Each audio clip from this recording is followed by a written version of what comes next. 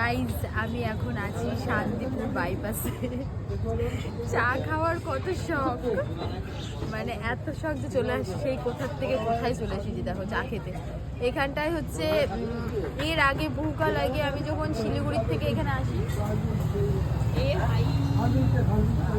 আমাকে দেখা বহুকাল আগে শিলিগুড়ি থেকে যখন এখানে আসি ছোটবেলা আমার বাবা চা খেয়েছিল।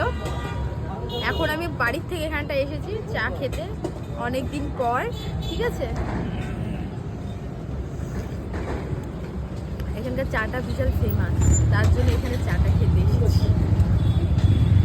আর হচ্ছে কি বলবো, কিছু বলার নেই। ভিডিও শ্যুট করছিলাম আর এডিট করা বাকি রয়েছে, এখন এডিট করব, চা খেয়েই এডিট করব। আর শীতকাল পড়ে গেছে, চা খাবো আর আস্তে আস্তেই আমার ত্বক কালো হয়ে যাব। এই হচ্ছে ব্যাপার, চা খাওয়ার এই একটা মানে কি বলবো গুণ না কি বলে, চা খেলে মানুষ কালো হয়ে যায়, ঠিক আছে গাইস।